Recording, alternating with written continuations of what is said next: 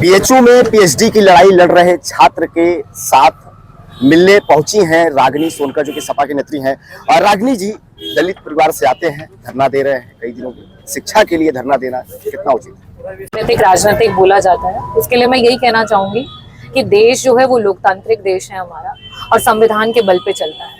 और सबसे ऊंची पंक्ति पे संविधान ने जो दिया है कि आपके जो मूलतः अधिकार हैं उसके लिए आवाज उठाने के लिए।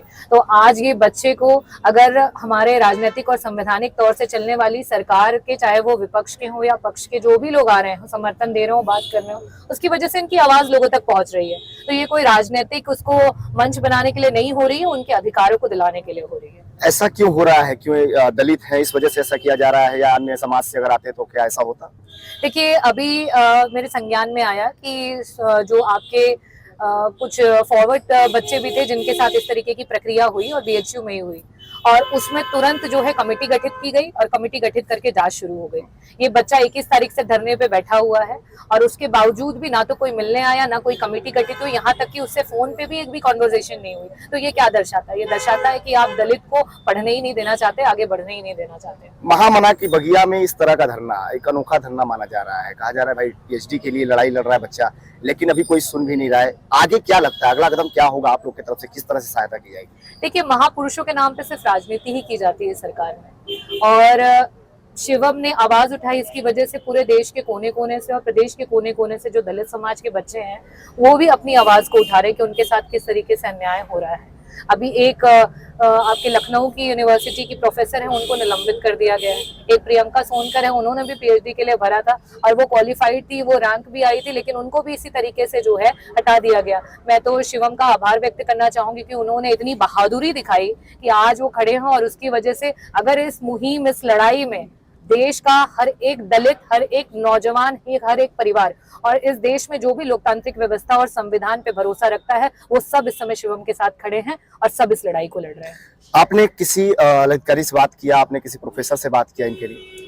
मैंने यहाँ के जो अभी राइट नाउ तो जो वीसी रहे वो चले गए हैं, उनकी जगह पे जो मतलब कि अनऑफिशियली एक वीसी का जिन्हें चार्ज दिया गया है, उनसे बात करने की कोशिश की। बट ये बताया जा रहा है कि वो सुबह से व्यस्त हैं, उनसे मिलने का समय भी मांगा हुआ है, लेकिन अभी कहा जा रहा है कि व्यस्त हैं, जब फ्री होंगे तो बताएंगे। तो कहीं ना कहीं वो मंशा नहीं उनकी दिख रही है कि वो आकर के निकल करके बात करना चाहते हैं। अपार्ट फ्रॉम दैट, राज्यपाल महोदया से भी हमने समय मांगा है, जल्दी उनसे मुलाकात करेंगे। 21 तारीख को जब शिवम धरने पे बैठे थे तो 22 तारीख को हमने मुख्यमंत्री को भी लेटर लिखा था, और इसके लिए मुख्यमंत्री से भी बात की जाएगी। सबसे पहले मैडम ने संज्ञान लिया था।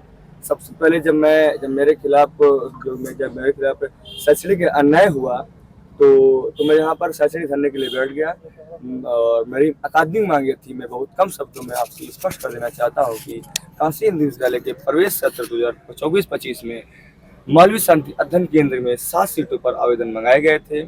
इसमें से सिर्फ 4 सीटों पर दाखिले लिए गए हैं, 3 सीटें रिक्त छोड़ दी गई। जब मैंने विभागाध्यक्ष, अपर परीक्षा नियंत्रा, मुख्य परीक्षा नियंत्रा और डीन ऑफ स्टूडेंट वेलफेयर से जवाब मांगा तो उन्होंने मुझे स्पष्ट जवाब न देकर ये कहा कि नहीं आप गलत हो और विश्वविद्यालय सही है।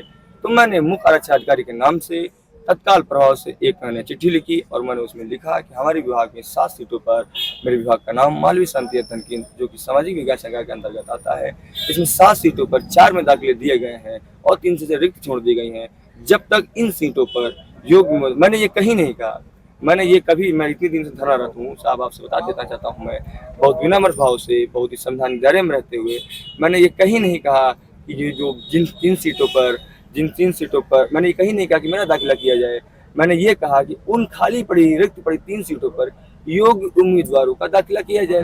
विभाग ने रोस्टर पर गलती की, विश्वविद्यालय ने नियमों को गलत तरीके से बनाया, तो उसमें बच्चों को क्यों परेशान किया जा रहा है? विभाग, मैं ये कहीं नहीं कर रहा हूँ। मैंने आज आपसे रागिनी जी ने मुलाकात किया है, कैसे, क्या कहना चाहेंगे? रागिनी से मुलाकात की, क्या बातें हुई आपकी? उससे पहले मैं कहना चाहूँगा कि जब मैं धरने पे आया तो सबसे पहले जो है कि किसी ने अगर मुझे संज्ञान में लिया तो जो कि 369 विधानसभा मछली शहर जौनपुर से जो विधायक हैं, हमारी पूजनीय आदरणीय बहन स्वरूप, बड़ी बहन स्वरूप विधायक जी ने हमारा संज्ञान लिया, और तत्काल प्रभाव से उन्होंने अपने लेटर पैड से मुख्यमंत्री ऑफिस को मुख्यमंत्री यशस्वी मुख्यमंत्री योगी महाराज जी को एक चिट्ठी लिखा कि इस बच्चे के साथ भेदभावपूर्ण शैक्षणिक भेदभाव किया जा रहा है, इसकी आकातिक हत्या की जा रही है, इसमें आपको संज्ञान लीजिए और तत्काल प्रभाव से इसको न्याय दिलाइए। जी बिल्कुल। तो देखिए रागिनी सोनकर जी भी अब जो है कि महामना की बगिया में पीएचडी की उपाधि के लिए एक दलित छात्र धरने पर बैठा हुआ है और उससे मिलने के लिए रागिनी सोनकर जी आई हैं।